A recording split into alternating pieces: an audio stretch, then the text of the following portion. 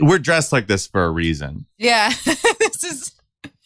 So well, Peter made us do this. Yeah, I there's a rule in our house, no forcing. No forcing. I broke it. Yeah, well, when I was like 5, I remember making invitations for my birthday party, which I don't think that they were passed out. I think I was just like, this is what you do when you have a birthday party. You make invitations for your friends. And I made individualized invitations for everyone. And there are a lot of moments in my childhood where I'm like, okay, somebody should have flagged, like, this person's going to have severe OCD, severe anxiety, probably going to be an alcoholic, like, all that kind of stuff. Which all bore out. Yes. Every single bit of that. And a severe mood disorder. But I was individualizing these cards for each specific person. And I was putting specific rules on everybody's card for each person. And there was like a bully in my class named Abigail. Funny. Yeah. That's weird that bullies would be named Abigail. Yeah, that's so weird. That's a shitty girl energy name. But I wrote on her card, no forcing, as one of her rules, because I felt like she was a very coercive person. And so I needed to specify no forcing for her. And that card was rediscovered when I was like 20 years old in my parents' house. And since then, it's been like a very consistent joke in the family. And it was shared with Peter. Rule. And a rule. And it's a good rule. It's an implemented rule in our home. No forcing. But Peter broke it. I broke it. Peter broke no forcing. Well, actually, a few days ago, we ordered these. I did. A couple of days ago, we decided on our topic for today, which involves poetry. And I said, there's a certain way that poets tend to dress. And I said, no. To confirm what I was talking about, I immediately looked up Charlie directing The Night Man Cometh. And I was like that. And again, ACD was like, no. And that is when I went back on the no forcing rule. Yeah. Because I was like, no, we're doing this. And I immediately got onto Amazon, found everything that we needed. Like a bad consumer who crosses the picket line. I went to Amazon and I found these perfect, amazing, beautiful jazz beatnik get-ups. And I said, ugh. And I looked up at you and I said, please wear these jazz beatnik get-ups. And you looked down at me and you whispered, no. Like the Watchmen. Yeah. But here I am. I'm in the fucking outfit. But Amazon Prime, save the day. Shop at Amazon. Actually, I mean, whether you do or don't shop at Amazon doesn't matter at all. Yeah. Tighten your buttholes. It's time for Packed. I'm the P, Peter Coffin, Miss Astronaut Cowboy Doctor. ACD is the ACD in the word Packed. Don't miss an episode. Like, comment, subscribe, and leave us a glowing review on YouTube, Spotify, Apple Podcasts, or whatever weird thing that you use. We are a 5-star podcast. Not 3, not 4, 5. I'm a 5-star man. I'm a 5-star man! You can yell it. It's not going to do it. I've proved it because I yell louder than you. I'm self-conscious now.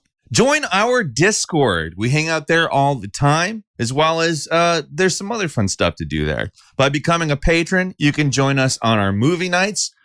This year, we are going to be starting a theory reading group. That's starting later this month, actually. So help us keep the lights on by becoming a patron at patreon.com/packedpod. Your monthly support gets you access to members-only areas on the Discord server. You get exclusive content, and you see some content before everyone else. We've got fantastic Packed merch available too. Finally, tell your friends. We rely so big on word of mouth. We stream 7 p.m. Eastern every Sunday. And we thank you tons for tuning in. So here we are, and yes, we're going to be reviewing Amanda Gorman's inaugural poem for Joseph Robinette Biden's inauguration into the presidential chair of the United States. in the context of the past year of his administration. So there's a couple of things that we should probably tell you we're going to focus on. Up front, probably the most important one is that as we were told that we had to vote for Joe Biden. We both did, by the way. I did for a very specific reason. It was to show that no one would care if I voted for Biden or not, if I didn't do the labor of trying to get other people to vote for Biden. And that thesis played out 100%. I was like, I'm voting for Biden, but you know what? It doesn't matter who you vote for. He's going to be the same as Trump. That was what I said. And holy shit, as you'll see in our episode, they were right. Yeah. I don't know why I did it. I think I'm just going to say that I'm an academic and was convinced that if anyone found out that I didn't vote for Joe Biden, that myself and my family would be killed. So you were coerced into it. Yeah. The thing that everybody said you have to vote for Biden for is because he's going to be so much different than Trump. He might not be a socialist, but he's better than Trump. Trump's a fucking fascist, and it's just going to be night and day. We're going to return to a completely different era of the United States of America, and things are all going to be fine. But anyway, there was this phrase that Biden uttered that I thought was pretty important. It was, nothing will fundamentally change. And it didn't. It didn't. It did not change from Donald Trump specifically. Which Donald Trump didn't really change a lot from Obama either. Right. Just to be clear. We're not sitting here just shitting on the Democrats. Yeah. Trump didn't change a lot from Barack Obama. Who didn't change a lot from Bush? Who didn't change a lot from Clinton? Who didn't change a lot from Bush? Who didn't change a lot from Reagan? Exactly. Ronald Reagan has been president since the 1980s. 100%. Like, he played the saxophone for a while in the 90s. Then he did blackface in 2008. Look, Jimmy, the TPP allows American businesses to sell their products both at home and abroad. The more we sell abroad, the more higher paying jobs we provide here at home. It's that simple. So what you're saying is this trade deal will help put everyday Americans back to work. Put it back to work. But he's currently president of the United States. Especially in terms of domestic policy and economically.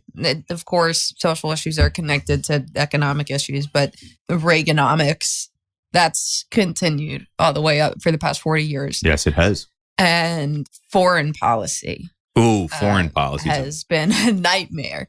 That's been a thing that's gone on a little longer since the 1980s. The whole time. Yeah, the whole time. the whole time. The minute we hit that monopoly stage, we were just like, fuck, let's make everything bad for everyone. Yeah, the whole time.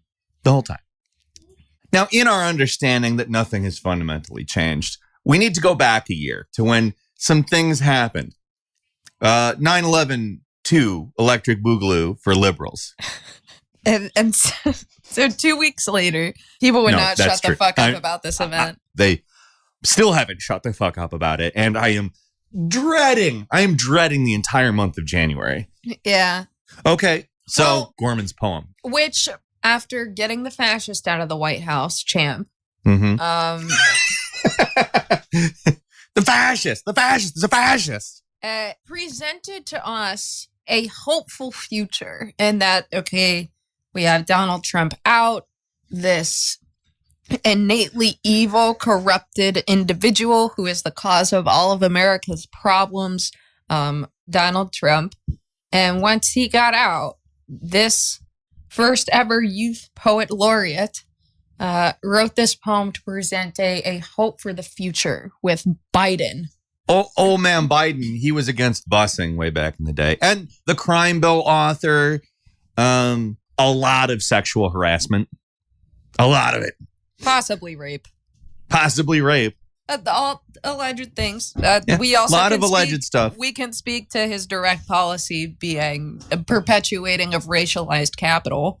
Yeah, absolutely. Definitely enacting policy that supports the monopoly financial position of the United States on the world stage. Yeah, they really weaponized a black girl to launder Joe Biden's shitty politics. Yeah, That's exactly what they did. What happened? And they were like, look, can we make it seem like this black girl is like the next fucking Maya Angelou, please? Yeah. Can we dress her to sort of evoke that? And I had to be fucking gaslit by all my colleagues that I was just a young idealist who didn't want to vote for Joe Biden because I was so young and inexperienced. And Well, if you're not a communist when you're in college, you've got no heart. But if you're still a communist after college, you've got no brain, right? yeah. Those people also said that being against Zionism is anti-Semitic. So, yeah, that's just a ridiculous so I position. had to pretend to like this poem in front of a bunch of people. That's what economic coercion does. Yeah. Okay, listen though, before we shit all over this poem and we're gonna critique this first year of the Biden administration using the artistic context of this beautiful poem.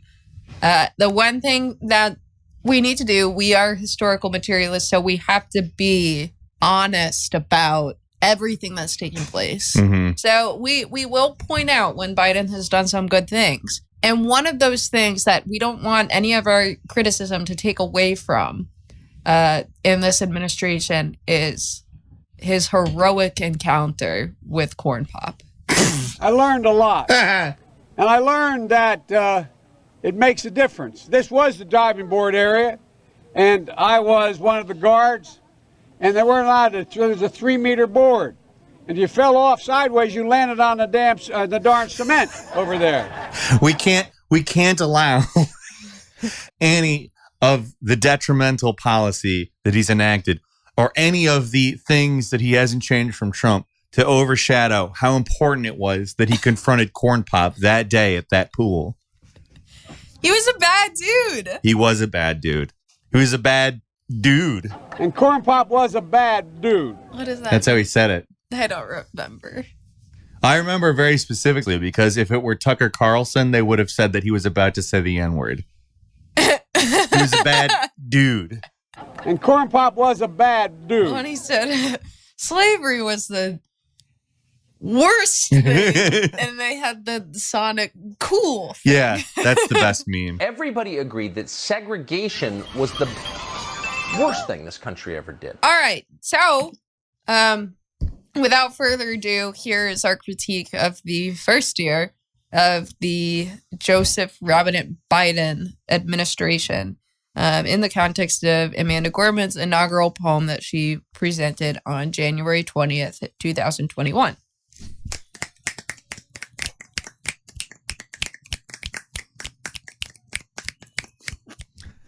All right, we don't need these costumes anymore.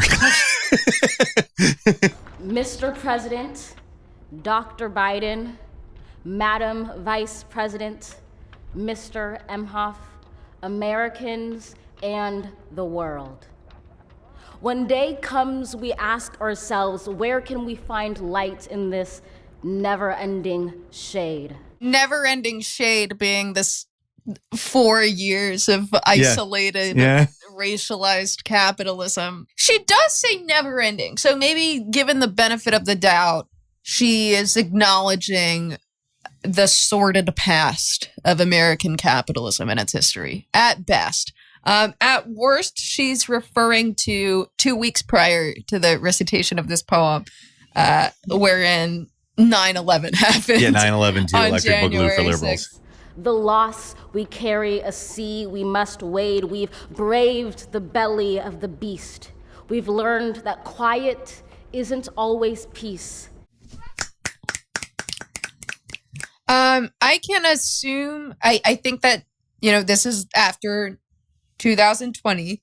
This is about like the Black Lives Matter protests and that being kind of a glimpse of actual uprising or starting that way against the capitalistic power structure and how racialized it is, and that being manifest in police brutality.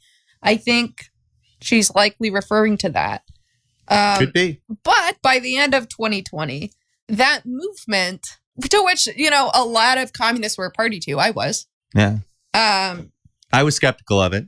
Became about a nonprofit organization that was an operative for perpetuating racialized capitalism under the guise of being progressive. And ultimately an electoral vehicle for one Joseph Robinette Biden. And like, here's the thing about the BLM riots after George Floyd. I was like, oh, hey, people are starting to notice there's something wrong here. Mm-hmm. And then people started calling it the revolution. And that was the instant that I became skeptical of it. Yeah. Because I thought, oh, you know what? This is fertile ground for us to attempt to get people on the same page. This is fertile ground. Yeah, that's how I saw it. And in the context of COVID, police brutality at Zenith, and people responding to it, like larger than I've ever seen in my lifetime. I'm sure that's... the riots that happened in the 1990s in response to Rodney King, for instance, were not focused in any way on the economic problem. Like there were, for certain, people who were at these things talking about capitalism, talking about the state in terms of like, these are the people who are stopping us from progressing. Right. Like not in the, I'm on Twitter and I'm telling you that socialism and revolution is great because I want to sell you a t-shirt way. Right.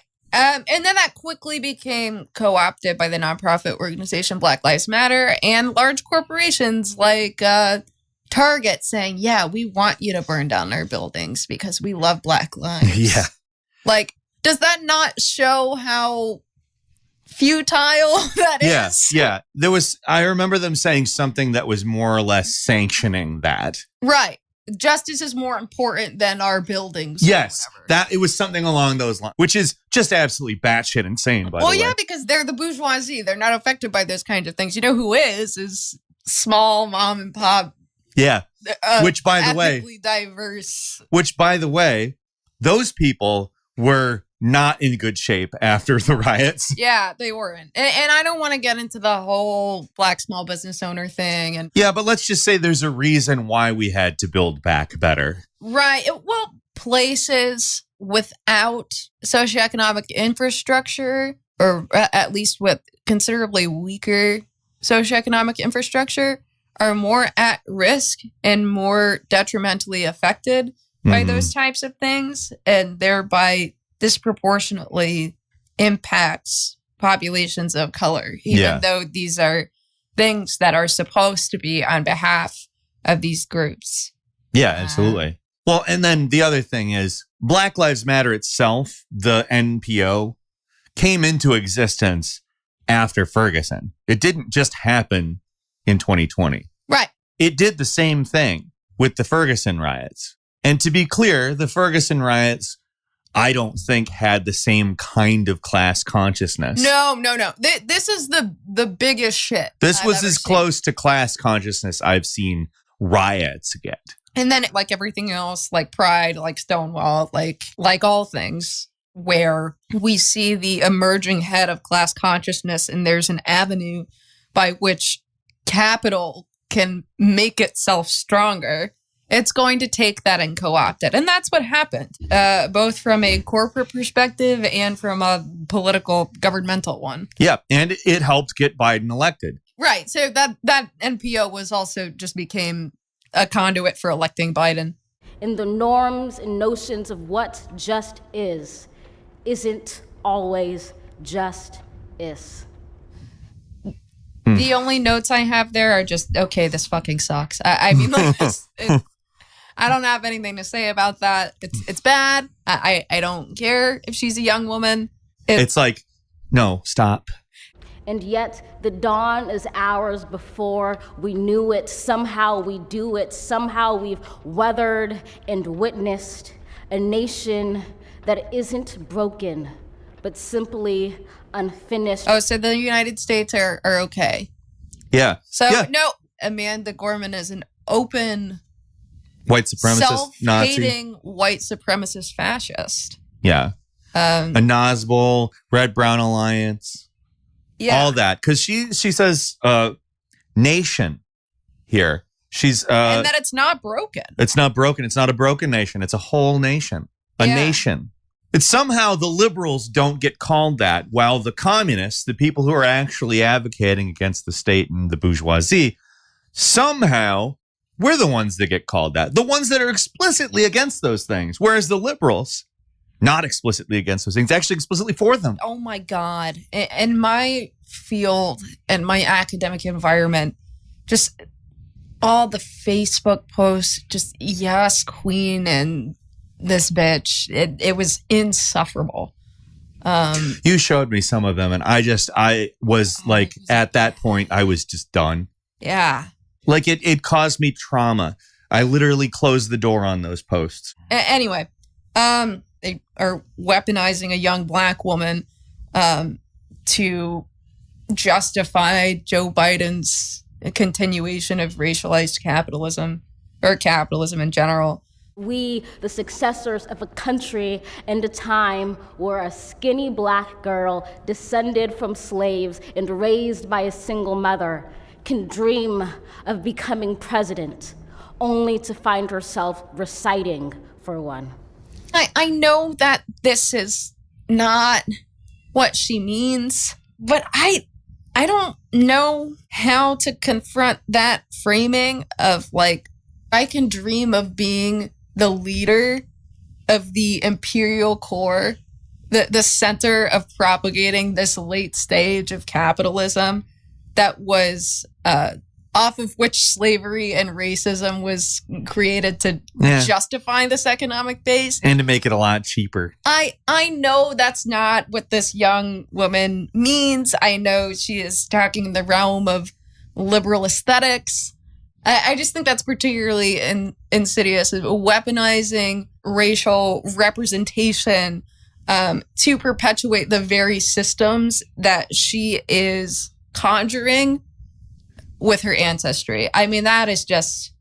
It's wild. Yeah. I feel like she didn't think about it at all. Well, and then she says, only to find herself reciting for one, which is literally saying like, well, I can't be president, but at least I get to read my fucking poetry. I don't know if that's what she meant. Yeah, and like I understand that this is like a young person. I don't want to patronize this woman by saying that like she can't think about the implications of wanting to be president of the imperial core that played the pioneering role in the enslavement. Also, like, that's still fucking happening in the prison industrial complex. Absolutely. And like you want to be the central head of that? I don't know about that. Yeah, not sure. Not sure. But it's just all so insidious. And again, I don't think she is not a historical materialist. She is not saying this and saying, yes, I want to be the person that perpetuates modern slavery in the form that it is. She's of course not saying that. I'm a vehement capitalist. No, she's just doing some lib shit inaugural poem for the Democrats, which reflects exactly what the Democrats do. It's all about these revolutionary aesthetics with nothing to substantiate change of the base that is destroying the working class. Absolutely. And yes, we are far from polished, far from pristine, but that doesn't mean we are striving to form a union that is perfect. We are striving to forge our union with purpose. Come on, man.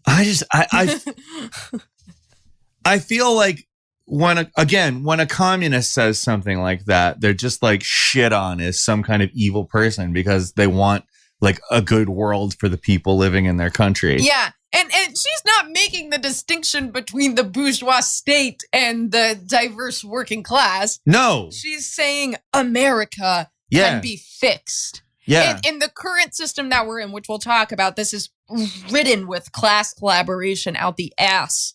And some outwardly fascist statements in terms of aesthetics. In terms of aesthetics, but I'm going to give the benefit of the doubt on that. But sure. To compose a country committed to all cultures, colors, characters, and conditions of man. Big thing about this line in particular is that Biden has not changed a goddamn thing about his immigration policy at the border. Yeah, there are still kids in cages. In fact, there are more kids in cages now.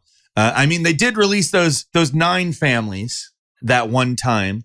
Those 9 families that everybody was like, look at what they're doing. They finally did it. They beat Trump. Finally, Trump is done because they're letting kids out of cages. Thank you. Good job. And then it was 9 of them. And then we never heard anything about that ever again. Well, the one change I will say that was made is that we stopped calling them concentration camps and started calling them like holding centers or something like that. Yeah, I think it was holding centers. More pictures of ASC crying at the border, please. Absolutely. There's just one of her at the gate, like doing her fucking crocodile tear show. She stopped crying at the border January 20th, 2020. True. She did. She did. And then she made that stupid TikTok video or whatever, the Instagram video where she's clapping and talking about how important it is to still have this. And it's progressive for some reason. To compose a country committed to all cultures, colors, characters, and conditions of man. Right here. This is the foreign policy. Like most of these are foreign policy. You've got some pretty fun stuff here too. There's we've got a number of these pointing out that Biden's China policy is either the same or actually more harsh than Trump's. For instance, he upped the sanctions on China, wanted to up sanctions on Cuba. Called Cuba an evil communist country. Called them very evil, said that they were a failed state. Yeah. Despite the fact that they had a vaccine for COVID, like disseminated more effectively. And on top of that, they didn't fucking patent it. They sent that information right out to the goddamn world. Which is the main thing. Critics call out Biden administration extension of a Trump-era fentanyl-related substances order targeting people of color. All cultures, colors, characters, and conditions of man. Biden's strategy in the Sahel looks a lot like Trump's. U.S. diplomacy is back in West Africa, but the United States is also back to its old counterterrorism playbook. The Biden administration is relying on a Trump-era policy to turn away migrants at the border. Biden continues Trump's war on asylum. By the way, these most of these are like pretty basic liberal news outlets that whose interests are to support what Biden is doing. Yeah, I noticed at least a couple of New York Times. That's the New York Times font. CNN, got some CNN ones here. ACLU fed up as Biden continues Trump's controversial immigration policies. A lot of this is related to foreign policy. But all cultures, colors, and conditions of man. That's best represented on the world stage, I'd say. You got war on communism in Cuba and China. You got war on terror in West Africa and Iran. And kids in cages south of the border. I mean, it's the same shit, just with, it's almost more insidious because of the rhetoric. Yeah. Well, you've got your AOCs not acting like it's literally a concentration camp, which it is. Even though she was probably saying it's literally a concentration camp when it was Donald Trump doing it. The United States is running concentration camps on our southern border. And that is exactly what they are. They are concentration camps. A presidency that creates concentration camps is fascist. I don't want to draw false equivalence. What is happening here is not the same as what happened during the Trump administration, where they took babies out of the arms of their mothers and permanently traumatized these children. Both of these things are barbaric and they're wrong. But when you rip a baby out of the hands of a mother, you cannot draw the same comparison. And anyone who is trying to do that is doing a profound disservice to the cause of justice. That migrant children at the border still being separated under the Biden administration article from USA Today. I do think that the Biden administration and President Biden has definitely exceeded expectations that progressives had. And so we lift our gazes not to what stands between us, but what stands before us. We close the divide because we know to put our future first, we must first put our differences aside. We lay down our arms so we can reach out our arms to one another. We seek harm to none and harmony for all. Let the globe, if nothing else, say this is true. Oh my God. You know what's fun about liberals? They keep advocating that we nuke both Russia and China. I keep seeing that. And yet this says the exact opposite of nuking both. Like, and then there's also people who because it's in a class collaborative context, because she's speaking at the fucking presidential inauguration. So this is advocacy for us, entrusting within our electoral body to do what they need to do to give us equitable and just lives. Because we elected the right guy finally. Yeah, exactly. And that's all. Shut up, everyone. And never mind when you call for working class solidarity and that makes you fucking That makes Nazi. you a red-brown. Never mind that red-brown alliance is austerity apologia. That doesn't matter. It's really actually just people who don't want to kill the conservatives. Yeah. Let the globe, if nothing else, say this is true. Globe is an interesting word to use. choice there. Yeah. That even as we grieved, we grew. That even as we hurt, we hoped. See, that I particularly like that line, because even as we grieved 9/11, we grew as the Imperial Corps in conquering Iraq, which we elected a guy who voted yes on doing. Yeah. As we continue to penetrate Hello. the world as the Imperial Corps, demonstrating one of the 5 key facets of imperialism in our context of monopoly capitalism, and the role of the United States on the world stage in terms of actual countries competing in the context of the merging of finance and monopoly capital. Doing that with oil in the Middle East. We grew. We grew from that. In the context of human progress, growth, great. In the context of the Imperial Corps just becoming larger by means of conquering, by means of soft power, imperialism happening. Growth not so good. Even as we hurt, we hoped. That even as we tired, we tried. That we'll forever be tied together, victorious. Not because we will never again know defeat, but because we will never again sow division. Okay. This is hilarious. Yeah. Because this entire time, throughout the election cycle and currently through their aesthetics, the liberal wing of capitalism, including the Biden administration, constantly utilizes socio-demographic divisions to keep the barbarians fighting. Absolutely. And I'm going to go ahead and say the use of victorious here is really like just not thinking about what they sound like. Because when you start at the world stage, they're up there in front of the literal center of the Imperial Corps, the capital, and they're saying how victorious they are. Like, if you can't understand how that is more fascist adjacent than saying that the proletariat of this country deserves better. Yeah. I weep for your brain and whatever happened to it over the course of your life. Yeah. That's tough. Isn't it? That is very tough. The word victorious in the very center of the Imperial Corps, the nation state whose military is largest in the world, whose capitalist class has financially subjugated so much of this earth. The entire international proletariat, including its own, which is so stupid that people can't recognize that.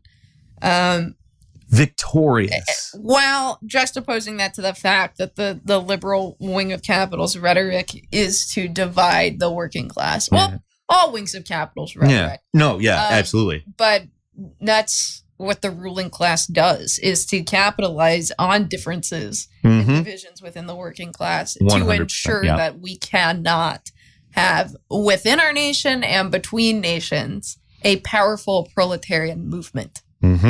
Scripture tells us to envision that everyone shall sit under their own vine and fig tree, and no one shall make them afraid. If we're to live up to our own time, then victory won't lie in the blade, but in all the bridges we've made. No, the Hamilton quote, God. Then it's definitely class collaboration. Yeah. But in the context of the foreign policy stuff, also not a bridge builder. That is the promise to Glade. The promise to Glade. What is that? What is Glade? Glade is an air freshener brand. The other day I was at a grocery store. There were like $3 candles there. And I was like, ooh, fuck yeah. And then I saw that they had the Glade like logo on it. And this is what capitalism does to us. I was like, I can't have that in my house. That's not the way I live. Well, they were $3 though. Yeah. Like you had to know what you were getting just from that. Did you then like drive around to 3 or 4 different candle stores making calls and yelling at managers? Like that lady. I'm just saying. The hill we climb, if only we dare it, because being American is more than a pride we inherit. This fucking red-brown fascist. I know. It's the past we step into and how we repair it. Which is literally exactly what we keep fucking quoting in On the National Pride of the Great Russians. Yeah. Which I don't think that she is. No, she's never drawing fucking inspiration. She has no fucking idea. But that's the thing that we keep saying. We are ashamed of our slavish past and present, working to uplift the toiling masses of our country against the ruling class. Yeah. Which is exactly what a proletarian patriot would want to do in the United States today. As a goof, I posted some quotes from On the National Pride of the Great Russians with America swapped out, and people started calling me a fascist, and I was like, you're calling Lenin a fascist. I did have somebody come at me, and in DMs, they were like, you're just misreading Lenin and you don't understand it. And then I quoted Lenin directly to them and showed them, and they go, wow, so I guess I don't agree with Lenin either. Libs say this shit all the time, especially when they co-opt Martin Luther King and, America has a bad history, but we can make it better. And I think that's a perfectly fine that's, thing in to my say. opinion, the correct sentiment. We know that based off of the rhetoric that she uses in this poem, it is not to completely uproot the economic base of society, which means that whatever she has in mind will be ineffective. Well, yeah, you have to have a material basis in the things you're talking about. And if you do that, you end up with the fundamental distinction of capitalism. Eventually, if you keep digging, you eventually get to the point that power is distributed based on the fact that in a country where modern conditions of production prevail, some own the means of production, they socialize labor, and they privatize the product and profits. Yeah, but a fine sentiment. If and when we say things like that through a historical and dialectical materialist lens, we get called fascist for it. It's true. That is what happens. We've seen a force that would shatter our nation rather than share it, would destroy our country if it meant delaying democracy. And this effort very nearly succeeded. They're the ones that killed people in the process. January 6th was a shit show. We've already talked about January 6th a lot. There's a number of things that were wrong with January 6th in terms of the official narrative. First one is that almost all of those people were bussed in from various cities, and that operation was funded by various right-wing NPOs, the biggest and most important of which was Women for Trump. But beyond that, the few actual right-wing organizations that were present that were considered visible and some kind of terror threat, like the Proud Boys and the Oath Keepers, actually had FBI informants, which were inside, some of which were actually present during the January 6 riots, who presumably did the same thing as FBI informants in the Black Panther Party, which is egging them on to violent action, which they didn't exactly accomplish. Like, the most they really did was, like, shit in Nancy Pelosi's desk and break some windows. Shit in her drawers. Shit in her drawers. AOC almost died, Peter. She almost died across the street, locked in her office. Cop who was protecting her. Yeah, a cop burst in and goes, "Is everyone okay?" And she's like, "Ah!" I just want to refer people back to our episode on trauma politics. Her trauma is valid, guys. Oh, well, we were careful to say that if indeed she felt any real trauma, it's important that that's not fake. Yeah, it is. That being said, it was a color revolution we did on ourselves. Yeah. Alphabet agencies knew about it. Had informants in several of the orgs that were present. But while democracy can be periodically delayed, it can never be permanently defeated. So this democracy that she's talking about, which I am not sure in the history of the United States where that's ever existed, this instance specifically of January 6th was almost immediately utilized to promote censorship, to promote security that is explicitly anti-communist and dissuading of groups that challenge the power structure under the guise of, protecting people from the extremists or whatever, like hate groups. Meanwhile, the vast majority of people present at this thing were not a member of any of the groups that were present. For instance, the Proud Boys, the Oath Keepers, etc. Were not business owners, or like a lot of the time people like to say they were petite bourgeoisie. No, most of them were actually employees of people. Yeah. So that legislation to bolster security, to justify the special bodies of armed men in the U.S. police state that specifically maintain the class structure of capitalism, and also to make self-identifying communists support the FBI. That was where I was going to go and next. The CIA. On the subject of the leftists who are becoming accustomed to class collaboration, more or less the ideology that was seated among them was oriented towards getting them to see the FBI and the CIA as good forces against the terrorists, that they were to find information about the terrorists and report the information to the CIA and do all of their work for them, ostensibly as unpaid labor. That's good. That's a good thing. You want that with the CIA and the FBI, apparently. Yeah. And when you have self-identifying communists using rhetoric that will be used to support anti-communism and how the state suppresses challenges to its economic base and its overarching superstructure that emerges from that, that's pretty useful. It is. For the ruling class. It is. In this truth, in this faith we trust, for while we have our eyes on the future, history has its eyes on us. That's a Hamilton line. I know. This is the era of just redemption. We feared it at its inception. Wow, that is just a bad rhyme. That's not even a slant rhyme. It's not. It's just like... Not that poems have to rhyme. It just... But she decides that it has to rhyme from time to time.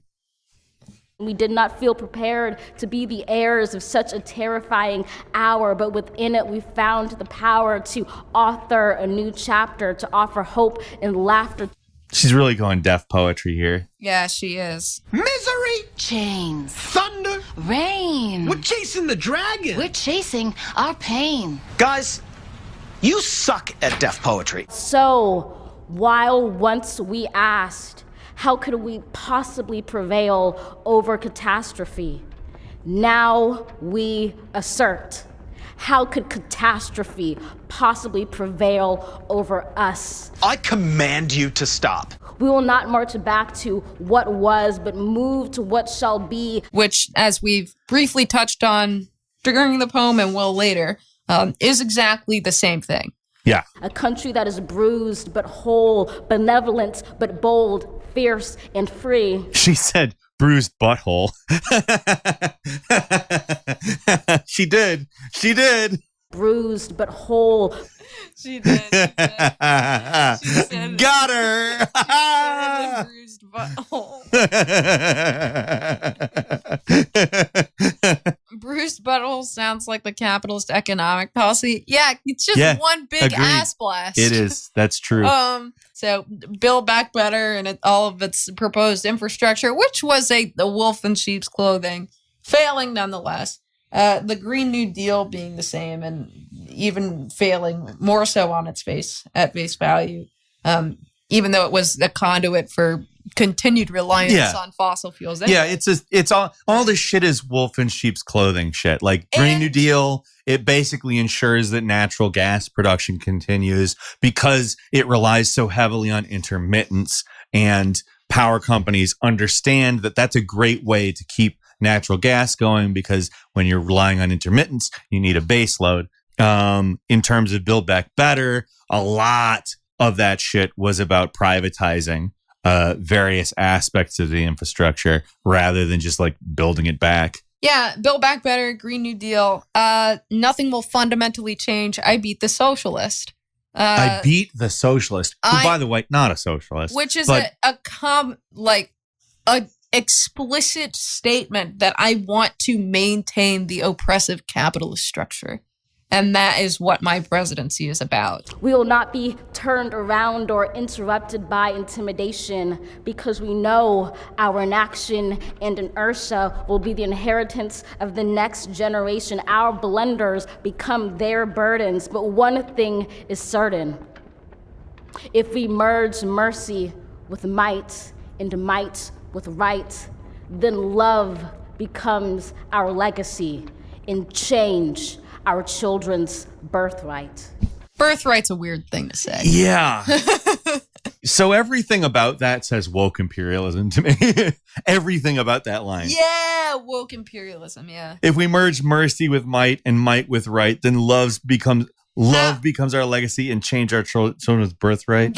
That's almost like you could use that as a justification for Manifest Destiny. Yeah. The mighty and just United States going into Iraq. And saving all of the women. Yeah. Which, by the way, is why we went into Iraq. Yeah. Not the oil. So let us leave behind a country better than the one we were left with. How are you going to do that with somebody who has promised to maintain the power structure? Like, directly. That's not me making any interpretation. He fucking said that. Yeah. So let us leave behind a country better than the one we were left with. Every breath from my bronze-pounded chest, we will raise this wounded world into a wondrous one. Every breath from my bronze-pounded chest, we will raise this wounded world into a wondrous one. We being the United States, more woke imperialism. Yeah. And we say this shit about the working class and being a party to the international proletariat, and that's fascism. But what we're going to do... But the American state leading the world into the light isn't. Yeah. And not China. Not China. They can't be leading the world into the light. Not China. We gotta keep the tariffs up. Shit. Yeah. Which is, by the way, exactly what Biden did. We will rise from the gold-limbed hills of the West. We will rise from the wind-swept Northeast, where our forefathers first realized revolution. Which, by the way, we don't talk about the forefathers with reverence, and yet we're the social fascists. Yeah. We actually, the American Revolution is one that attempted to break from British imperialism. It did ultimately set up an imperialism here that supplanted that imperialism. Yeah, sure. It did. But it was ultimately a fight against an imperial force that was above the people in the United States. Does that mean we venerate the founding fathers and everything about them? Specifically slave owners? No. No, we don't. And their interests were opposed to the working class. They were, because they were the American proletariat as well. Because they were the owning class. They were the bouge. They were the bouge. But Amanda Gorman can venerate the forefathers and isn't a social fascist. We will rise from the lake-rimmed cities of the Midwestern states. We will rise from the sun-baked South. We will rebuild. I hate all the shitty adjectives that she uses for the different regions of the United States. Oh, I know. It's just We have gold-limbed, wind-swept, sun-baked, rimmed, and sun-baked. That sucks. That's what not the good. fuck is that? Are the regions of the United States different flavors of sun chip? Like, that's poor advertisement. Like, Yeah. those aren't catchy. No, my favorite flavor of sun chip Is is lake rimmed. Don't ever use rimmed in Yeah. an adjective. reconcile and recover in every known nook of our nation, in every corner called our country. Our people, diverse and beautiful, will emerge battered and beautiful. You can't rhyme beautiful with beautiful. Yeah, I hate that. Why are you doing that?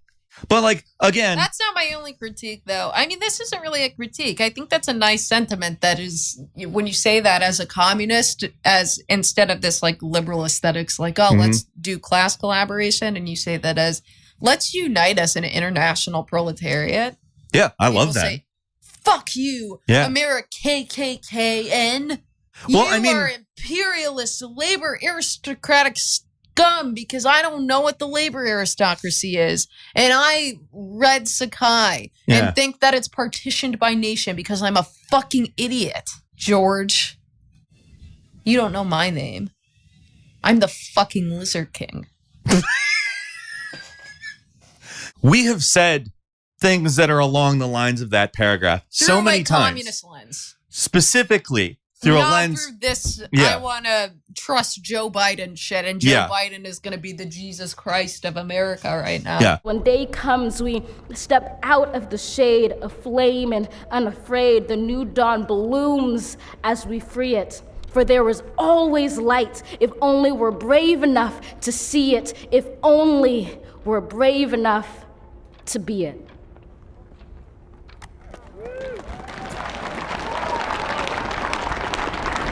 I swear to God, that is like a line out of the fucking Office or some shit. It's just so dumb and lame and like typical. It's like something that Michael Scott would get up in front of the entire office and just fucking proclaim like he's God. Just expect everyone to applaud like the end of a hockey movie or something. And then after he does it, like Stanley Expect- comes on the screen and it like they're interviewing him and it's just him going, Yeah. and by that, she means continue embargo on evil communist country of Cuba. Yeah. Maximize tariffs on China. Sure. Retain Trump era immigration policies that Yep. were on a daily, hourly basis claimed fascistic, which they are. But just remain completely fine and normal under the Biden administration because they're in blue concentration camps instead of red ones.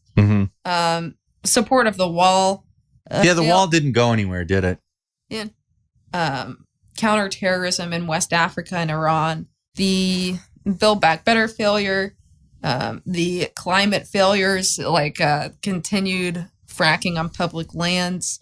The co-option of social and economic justice movements to, one, further bolster corporate power in the U.S.